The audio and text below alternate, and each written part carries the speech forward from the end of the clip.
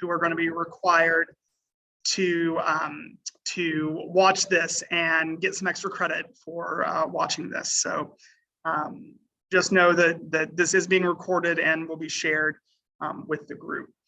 And so thanks for coming tonight to this special update from West Virginia Rivers Coalition on what's happening in the West Virginia legislature as it pertains to water policy. I want to thank all of you who have taken the time this evening. We'll be looking at about an hour's length of discussion and question and answer. And tonight we have West Virginia Rivers Executive Director Angie Rosser and our Program Director Autumn Crow, who will be talking about the intersection of science and policy that we see happening in Charleston during the current legislative session. I also want to give a shout out to some of our other staff members who are on the call. Our Outreach Manager, Kathleen Tyner, our Climate Action Coordinator, Morgan King, and our Public Lands Coordinator, Mike Jones. So glad to have some of our staff folks here. We know that we've invited some of our legislators from Charleston to be present this evening, but we also know that they have floor session and committee meetings happening tonight, so they may pop in and we'll stop for a second and recognize them. But we know that their schedules are really busy and tight right now. So as a housekeeping item, we're going to ask folks to keep their microphones muted, and if a question arises, feel free to place that in the chat box. Everyone did a great job announcing where they were from in the chat box. So use that chat box for Q&A, and Kathleen will keep an eye on that. If it's possible, we may ask you to unmute to ask your question and then remute you, but we're ready to go, I think. So one of the things that I want to get us started and get some good energy going is to put our minds to use. And so we've got a trivia question here. And if you are the first person to write the correct answer in the chat box, you will win one of our cool new Stream Critter t-shirts. And we're really excited about it. We've had them out since December, and they've been a really hot commodity. So in the chat box, I'm looking for the first person who can tell me how many House of Delegate districts there are in the state of West Virginia. How many House of Delegate districts are there in the state of West Virginia? Oh, did I stump folks? Oh, I may have stumped folks. How many House districts are there in the state of West Virginia? Perry Bryant, you got it. 67. There are 67 House districts with 100 seats. And it seems that soon we'll be changing that to 100 districts. So each district has a single member voting district. So congrats, Perry. And we'll get that t-shirt off to you. Kathleen will contact you about size and things like that. Wonderful. So with that, I'm going to hand it over to Angie Rosser, who's going to talk about some of our key water quality, our water policy things happening in the state legislature. Angie? Thanks, Chet, and thanks everyone for spending your evening hour with us. This is a very important time of year, and actually a very important week for water policy. It's a time when kind of it's all hands on deck among our staff to be responsive and do our best to keep you all apprised and the public at large educated about the decisions being considered in the legislature as we speak that impact our everyday lives in terms of the rivers and streams we love, the outdoor recreation, the purity of our water that we rely on for so many things, including drinking water. And I'm going to start off by talking about two bills, and then Autumn will talk about a third that's already passed, but we're going to focus our time really on the bills that are still active. We are in the final stretch of the legislative session, just about less than 2.5 weeks to go.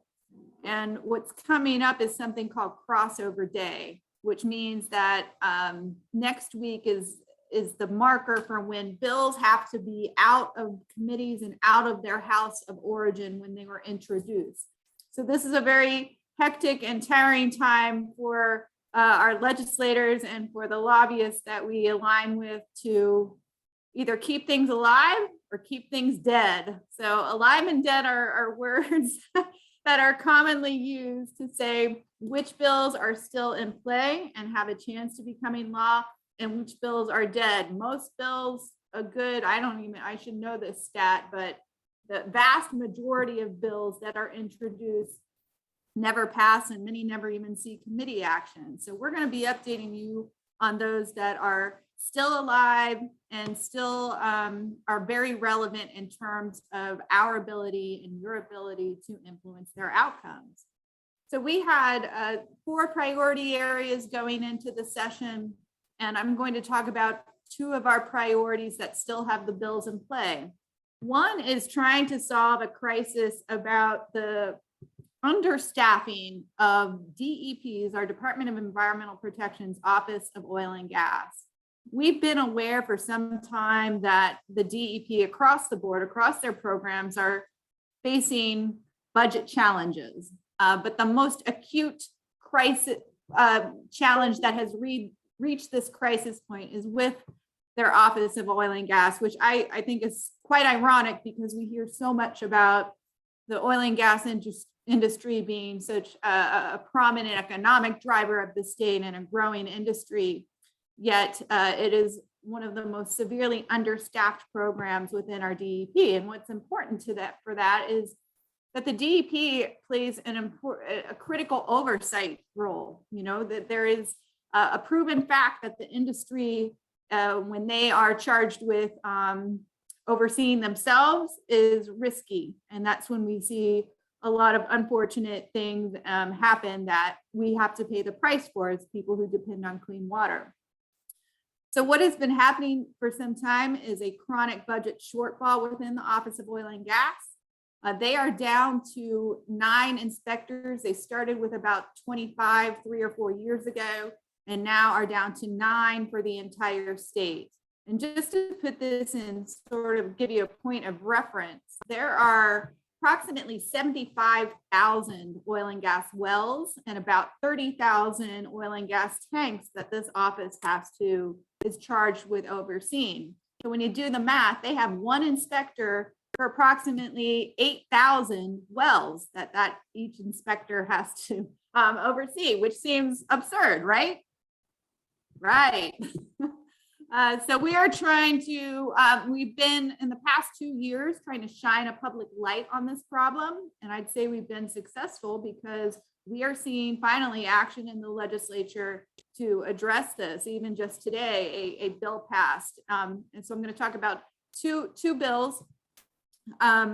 One is Senate Bill 480, and that establishes an annual permit fee. The oil and gas industry is the only regulated industry within West Virginia that does not have to pay some kind of annual fee. So we think it's only fair that they should pay their fair share. $100 is what this bill puts out, and only for higher producing wells.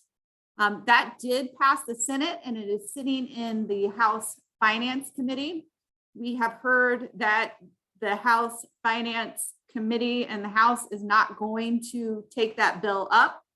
And we know that industry is opposed to that bill because they would have to pay $100 a year a fee. There is another bill that passed out of the Senate Energy, Industry, and Mining Committee just today. It's Senate Bill 613 that would dedicate 1.5% of the severance tax to DEP's Office of Oil and Gas. That is now sitting in the Senate Finance Committee. So I see Kathleen's been putting up our fact sheets and our bill page. We have an action alert right now on these bills that we urge you to take, because we need, I mentioned we're approaching crossover day. So both of these, well, especially Senate Bill 613 that still has to pass out of the Senate, needs to be taken up by the Senate Finance Committee tomorrow or at the latest Monday. So this is crunch time to get this message out. Again, we're facing resistance from the industry because they sort of, we could argue benefit from not having adequate oversight or third-party oversight. And they're also benefiting because they're not paying the costs of what it costs to provide state oversight. So we hope to see both of those bills pass. That when we have done the math, will get us to around 1 inspector for every 2,000 wells. So still, we'd like to see more, but that seems to be much more of a reasonable ratio than the 1 to 8,000. And what we heard in testimony today from DEP in committee was that really only those 9 inspectors are able to be there on site when they're required to during a drilling phase, and they're only able to respond to emergencies or citizen complaints, and they're not able to do that in a very timely fashion. So, we want to set the bar higher. When we talk about effective environmental oversight, it's actually designed in a way to prevent environmental harms, to prevent water contamination. So we're trying to kind of to move toward a paradigm shift of prevention instead of emergency response in our state. So that's the Office of Oil and Gas bill. The other bill, and please, if you have any questions as I go, get those in the chat, because we want to make this interactive, see what you all would like to know more about. But the other issue I'm going to talk about is something that we always feel like, I don't know, has a Groundhog Day effect or deja vu, because it is the tank bill that just keeps coming back for more. For those of you who have been with us since 2014 or have lived in the Charleston area or in West Virginia, this made national news. There was a leaky chemical storage tank right upstream from Charleston's drinking water intake that contaminated the drinking water of 300,000 West Virginians in January of 2014. The legislature responded in unanimously passing the Above Ground Storage Tank Act that set up a regulatory program designed to prevent drinking water contamination. So again, what we're working towards, this prevention paradigm. And it's been quite effective. However, each year since 2014, industries have come back to the legislature asking for certain exemptions or relaxing of those requirements. And this session is no exception. The bill that we have been working hard on is House Bill 2598. It has passed the House of Delegates. It is sitting in the Senate Energy, Industry, and Mining Committee. We are keeping tabs on hopefully keeping that bill off the agenda. We were successful last year in killing this bill in the Senate, thanks to all of the citizen advocacy. Was amazing. It was quite a remarkable feat with the odds stacked against us and the power and the influence of the oil and gas industry. And I should point out again that we're talking about in this bill exemptions or a relaxing of inspection requirements specifically for certain oil and gas tanks. So again, the oil and gas industry is coming to the legislature and asking for special treatment or exceptions. And what's most alarming, if you've been following our policy updates, is that all of these rollbacks we've been fighting against to the Above Ground Storage Tank Act, we have tried to hold the line on what are called the zones of critical concern. These zones are the areas closest to and immediately upstream from our public drinking water intakes across the state. So they are the areas where we want to be most careful and have the most prevention measures in place, because if a contaminant or a tank fails, it has the potential of quickly contaminating drinking water supplies and having devastating impacts. And these oil and gas tanks in these zones of critical concerns have harmful contents, very toxic to human health, and very low concentration. So that is why we are resisting this bill that would relax inspection requirements for oil and gas tanks within zones of critical concern. And we are asking the Senate and hope you will join us tonight. If you haven't already sent your message, major call to let your senators know that we do not want any more rollbacks to the Above Ground Storage Tank Act. That act was set up to protect our water, especially from tanks sitting in zones of critical concern, and we will not accept any further rollbacks, especially in these zones. So please take a look at that action alert Kathleen just put in the chat. You can send your message now. We encourage you to make calls. Something we continue to hear from legislators is that calls are more effective than emails, and in-person visits are more effective than calls and emails. So if you're able at all to join us in the Capitol this next couple of weeks, let us know. We'd be happy to host you and guide you around. Maybe, let's see, is Delegate Hansen still with us? I think he is. Can I put you on the spot, Delegate Hansen? I'm glad you could join us tonight. Delegate Hansen, who represents Monongalia County, is one of our grand clean water champions in the House of Delegates in the legislature. He has been a technical expert on both of these issues on the funding for the Office of Oil and Gas and the tank bill. They've come through his committee. He's been heavily involved. So Evan, do you want to add anything to what I said or how people can help? I think what you said is right on. So I don't really have much to add. Just, yeah, contact legislators the way that Andy said to contact us. It makes a difference.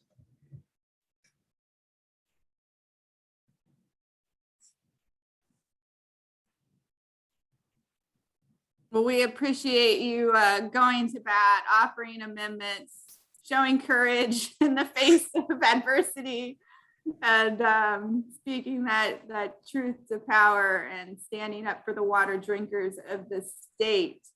So do we have any questions, Chet, or we want to go on to water quality standards?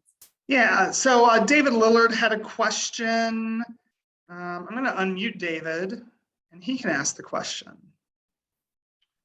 Let's see, I've got to scroll back. Oh, is there a regulatory requirement on how often each of the oil and gas wells are supposed to be inspected? After I posted that, you mentioned during drilling and if there's already a problem, but are they supposed to be inspecting like annually or biannually or anything? Yes, that came up in discussion in committee today on the oil and gas funding bill. Are you're talking about the Office of Oil and Gas and if they have to be inspecting wells and these tanks? Yeah, I mean, I understand that once a well is operational, it's going up and down and it's pretty, but if we have one for every 8,000, I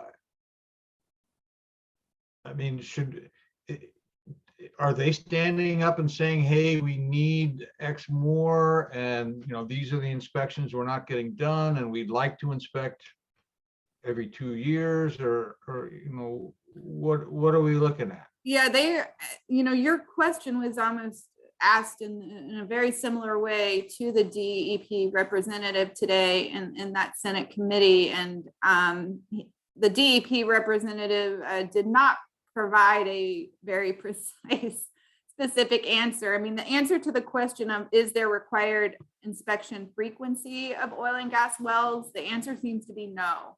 And that the only requirements are at the beginning of the drilling process. They have to have somebody on site.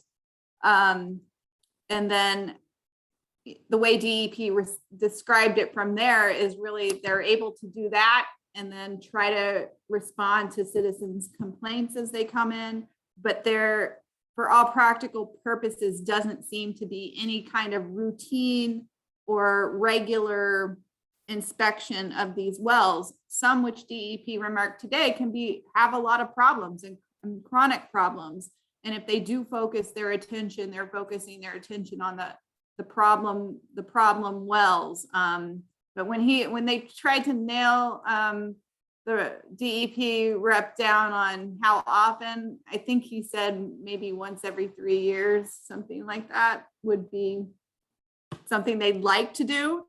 if they had the staff, but they are not doing anything like that now. And again, there's currently 75,000 wells, and one of the senators was making the point that we're continuing to see new wells drilled every month, if not every, nearly every day. So that number is going to continue to go up for the foreseeable future.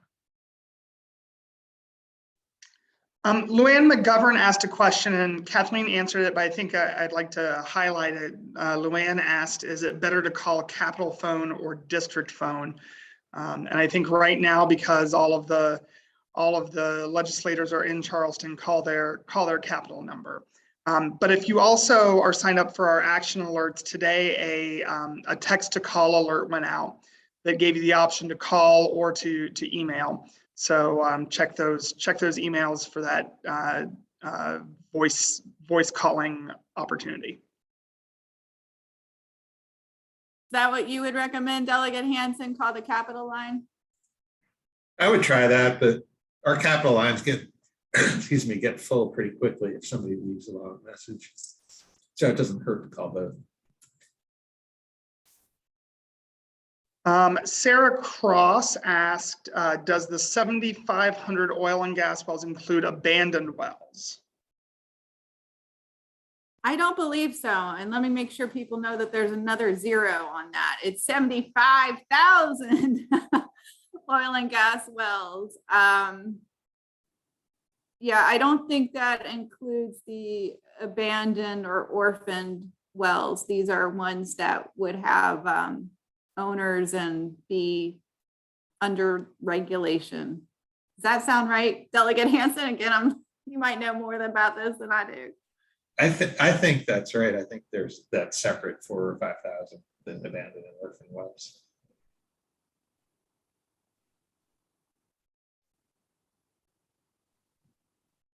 All right. Well, if there are no other questions, keep your eyes on the chat box, folks. And if you have questions, pop them in there and we can circle back at the end of our time together. I just want to remind folks that our presence at the legislative session and doing analysis like this wouldn't be possible without financial support from donors like yourself. And so I'm going to be placing a link to our online donation portal in the chat box. And if anyone feels so moved, you can make a donation there. And we thank you for your support of this important work. At this time, I'd like to introduce Autumn Crow, who will give us a brief overview of the legislation around the change in water quality standards that happened during this legislative session. Autumn? Thanks, Chet. And thank you, everyone, for joining us tonight. It's great to see so many faces and names and people that are taking time out of their evening to hear about the great work that we're doing and the important actions ahead of us as we round out this legislative session. So I'm going to talk to you about the updates to our water quality standards. This is something that we've been working on for, at least 3 years since the triennial review of 2019. And so that was a bill that was updating the human health criteria of our water quality standards. Most of you that have been following this issue know that the human health criteria includes some of the most toxic pollutants known to man, and that several of them have proposed to be weakened, but a lot of them were actually strengthened. So there were both good and bad components of this bill that updated our human health criteria. We were part of, if you've been following this for the several years, we were part of this working group that was tasked with studying the science around how these criteria were calculated. And so we were part of that working group for over a year. I'm not going to go into all of the science, but if you have questions about it, please feel free to reach out to me. It gets kind of complicated, and I felt like I kind of had a crash course in toxicology over the last year or two while we were studying all of this. But basically, EPA updated this human health criteria in 2015. And so we were pushing the state to update our criteria to get in line with the federal standards. And so, as I mentioned, the calculation is quite complicated, but includes things like updates to body weight, the amount of water we drink, the amount of fish that we eat, and also other things like bioaccumulation factors, cancer slope factors. So there was a lot of science that went into it. And at the end of that, we had some recommendations that went to the legislature. And unfortunately, the recommendations included an industry-backed loophole that allowed for additional studies into the bioaccumulation factors, the amount of the toxins that would accumulate in fish tissue. So it would allow them to do additional studies that could further weaken the criteria if they found that the fish don't actually have as much pollutants in their tissues as, say, EPA estimated. So that those studies could further weaken the criteria and have less public transparency because they wouldn't go through the legislative approval process. They would change the criteria through a site-specific permitting process. We had several legislators who were clean water champions and introduced amendments to remove the bad parts of the bill, to try to remove the criteria that were weakened and keep the existing standard, and who tried to remove that paragraph that allowed industry to do site-specific studies to change bioaccumulation factors. But unfortunately, those were voted down. And so the bill passed as is in the DEP rules bundle. So it passed the House and the Senate, and it's been signed by the governor. But our efforts to strengthen the water quality standards and defend against the weakening of any water quality standards will continue. We'll be on the lookout for site-specific variances that would weaken the criteria during the permitting process. And we also have another triennial review coming up. It's already been 3 years. And so we're going to be starting that process again this year. So we're going to be involved in that process. There's going to be a lot of opportunities to provide comments, and there'll be public meetings. So we are wanting to include the additional human health criteria that EPA had recommended that aren't even currently included in our water quality standards. So there's lots more work to do, and we're going to need all the help we can get. So thank you so much for everything that you've done to get us to this point. And yeah, keep up with all of it, and thank you so much. We'll be letting you know when those critical moments are for you to provide input. Thank you, Autumn. I know that the water quality standards are not the easiest thing for lay people to understand. So thanks for making that digestible for us. Are there any questions for Autumn regarding water quality standards?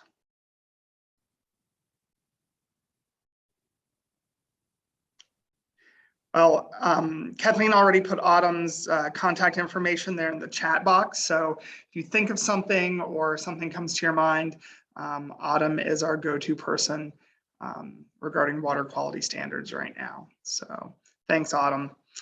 If you signed up through Zoom, we have your name in a hat.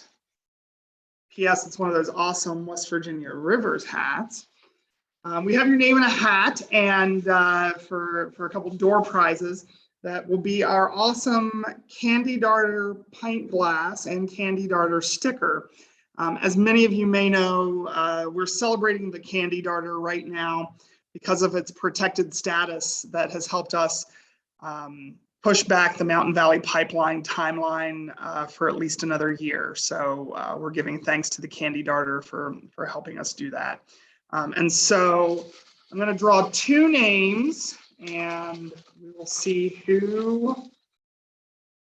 These candy darter pint glasses. See, you didn't know when you signed up that you'd be in for a door prize. So, all right, our first one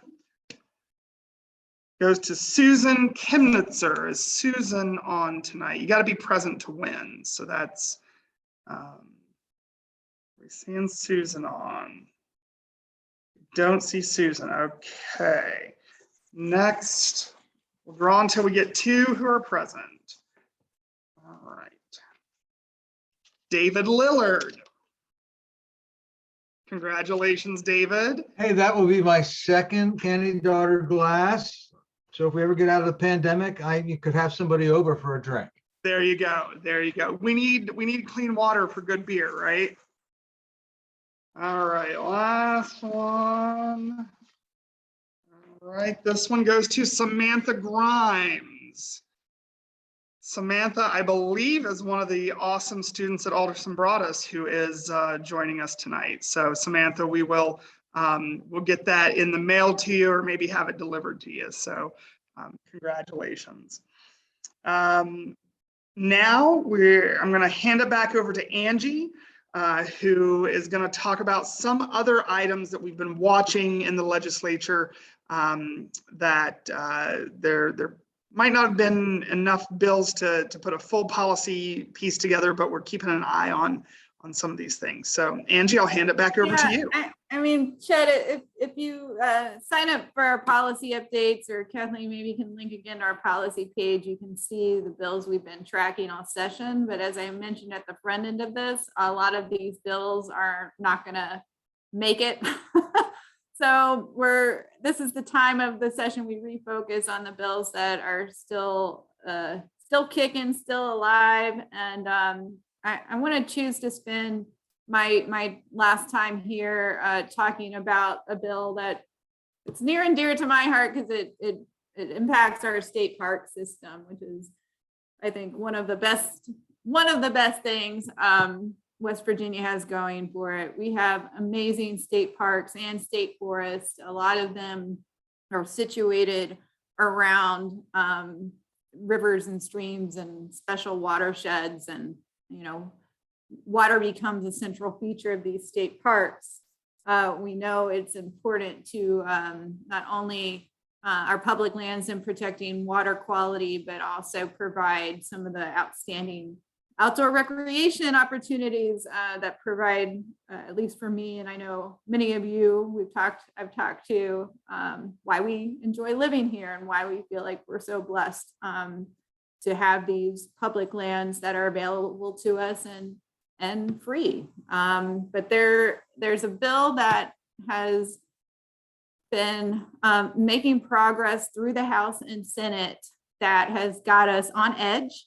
And we are going to need an all-out push to, in my mind, defeat or amend severely. And the bill, I think the House bill is what is on the floor.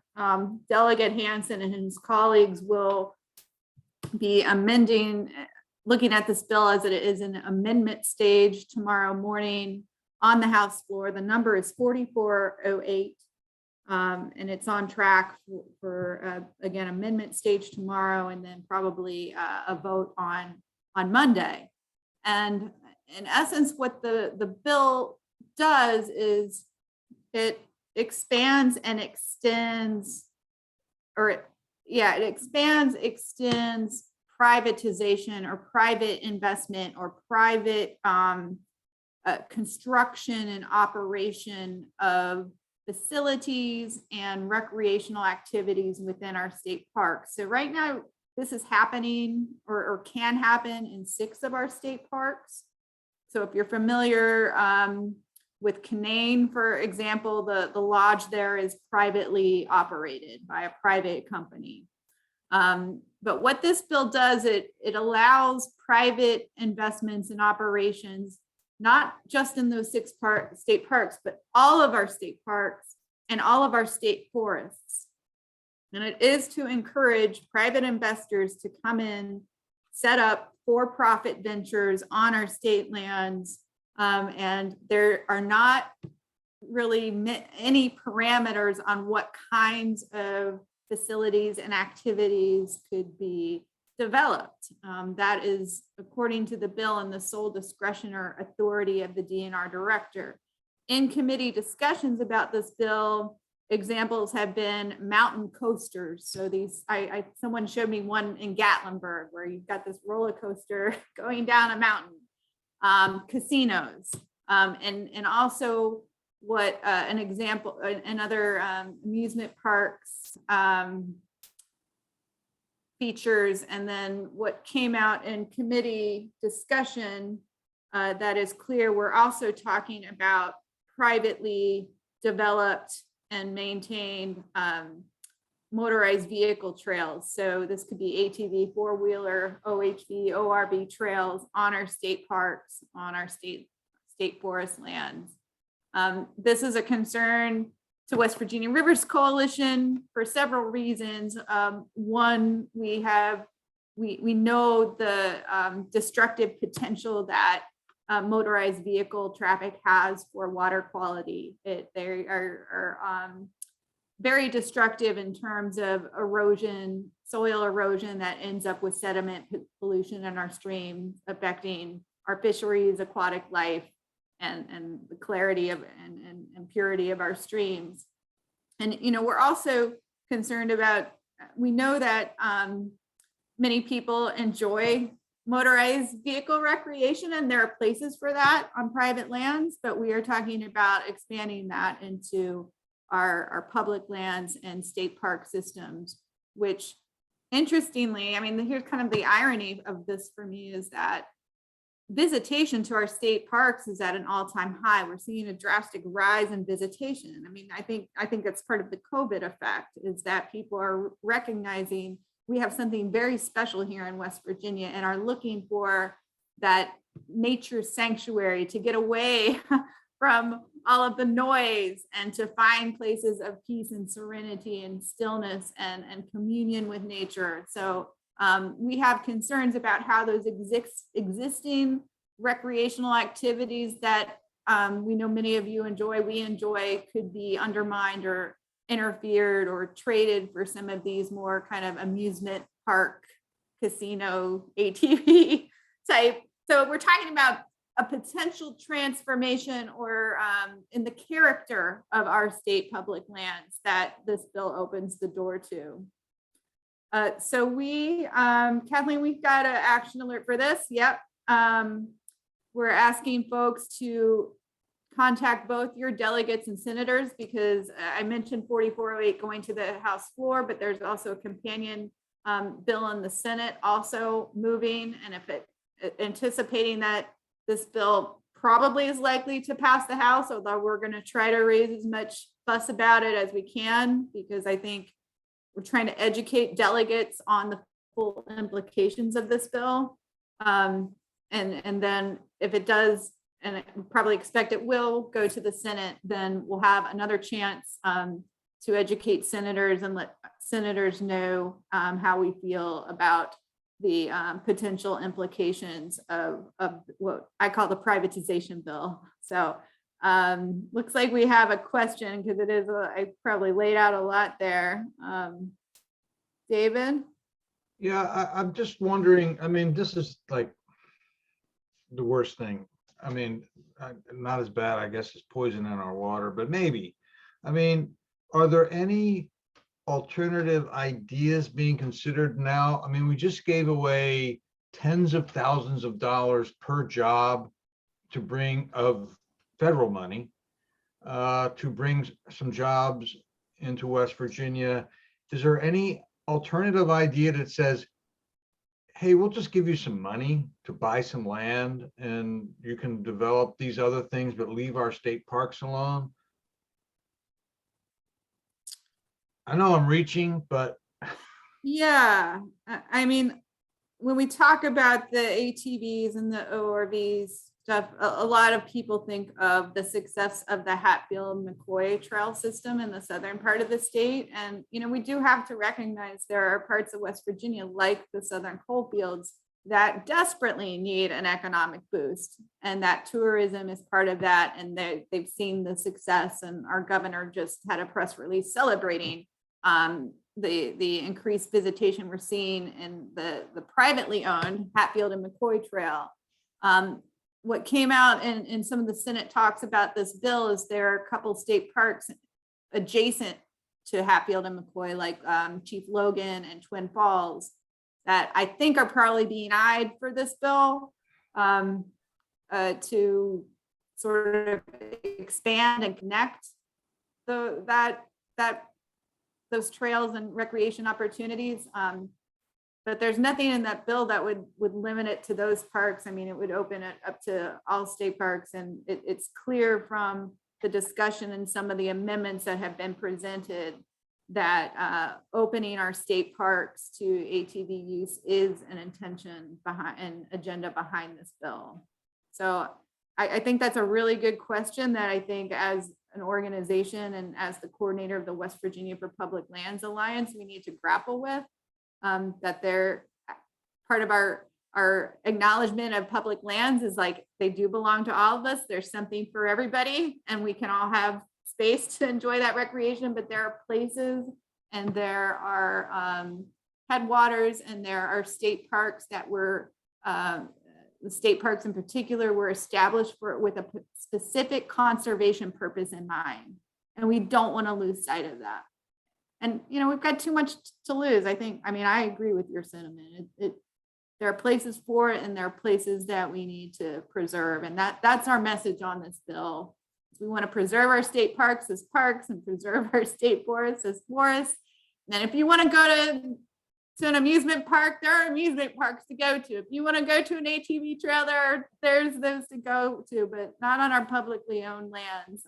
This is something different. And something I didn't mention that I think coming to light too is once you get private profit-driven companies in this, it will add to the cost to enjoy these places and will potentially price average West Virginians out who have had access to places like our state parks with no fees, no cost, and suddenly we're going to see that. And that's a real problem for us too in terms of equity and accessibility that we're trying to promote. And Delegate Hanson, I'm going to give you a chance too. I know you've been thinking and working on this bill, and it's coming before you tomorrow and the next day. Is there anything you want to add from your perspective? Well, we did make the House version of the bill a little less bad in committee a couple of days ago. We got one amendment in that requires prior notification of any of these contracts with private companies, prior notification to a certain committee in the legislature. And then we also got a change in there that says that any facilities constructed under the authority of this section must be in accordance with the powers and duties of the section of Parks and Recreation. And it refers to the part of state code just in general about how state parks and state forests are supposed to be managed, but it's very general. So there's really no specific safeguards. We tried an amendment to put a safeguard in against ATV rentals and usage by private companies, and that was defeated. So we know that ATVs are being contemplated and they don't want to restrict it against ATVs. So that's on the record. But it's on second reading tomorrow. So I'm expecting that there'll be at least one or two amendments. Maybe we'll do the ATV amendment again on the House floor just to make sure everybody is aware that that's what this bill is about. And I think it's probably a long shot to kill this, but I think it's conceivable. I think this is the type of bill that if people really communicate effectively with legislators, that this bill could potentially be stopped or at least appropriate safeguards put in.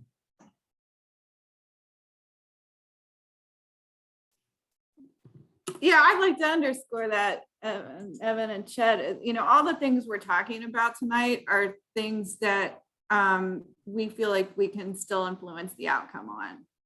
And it's really up to all of us to get active, get our friends and family educated and active on this. Who was around when we joined together to defeat the bill that would have opened our state parks up to commercial logging? Yeah, I mean, that was a governor's back bill. No, they thought they'd have an easy route, and it got stopped in their tracks because of citizen involvement. So all of these bills, the tank bill, the state parks bill, the oil and gas inspector funding bill, are all still very much in play and can be influenced. So that we just ask you all to stand with us. I mean, when we're at the Capitol, and I should acknowledge, I know we've got Linda Frame here, who's president of the West Virginia Environmental Council. They are a critical partner during the legislative session. We and other groups, some represented here, I saw some folks from West Virginia Highlands Conservancy as well, Sierra Club. We all pull our resources together to staff a full-time lobby team. Lucia Valentine and Hannah King are our lobbyists this year. They're there every day, our eyes and ears on the ground. I think they're working on amendments for the state parks bill right now. So that has been so important to, work as a larger environmental and conservation community. It's not something that West Virginia Rivers can do alone. It's something we all have to kind of pull together, put all our oars in the waters and row together. But back to what Chet and Autumn were saying about you all making the work of our science-based analysis. We're proud and honored and fortunate to be able to provide those lobbyists our fact sheets and analysis and messages that they are taking to legislators and input on amendments, and none of that would be possible without our supporters' financial support. What we're doing tonight is advocacy. It's not something that we can get government funding to do or grants to do. It's really about individual donations. And I as our staff reflects on often, it's like so humbling and such an honor to be stewards of your donations and to be able to convert your dollars into real results and have an expanded reach of who we're able to educate and mobilize around the state to influence the outcomes of these policy decisions. So thank you again.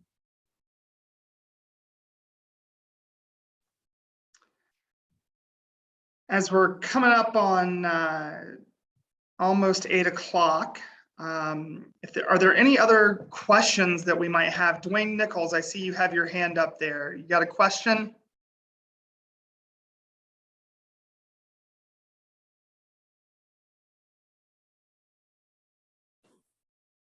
Can you hear me now? Yeah, you're good. I've noticed that in many of these rural areas, up in the undeveloped areas, there's a tendency for the off-road vehicles to want to run in the stream beds. And that is one of the big things to get blocked, as far as I'm concerned.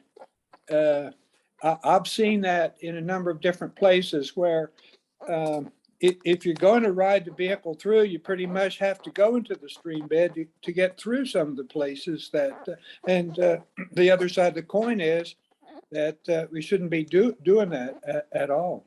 Thank you.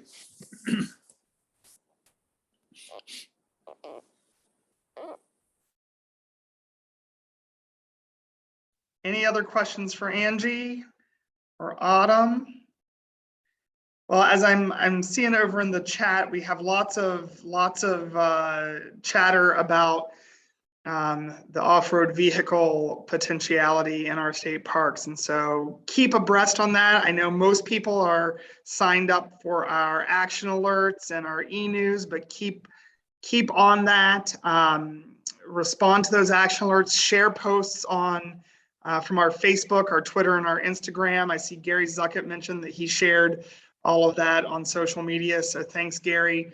And don't forget to consider giving a donation to support our work and the work of all the other great conservation and environmental organizations doing this work here in West Virginia.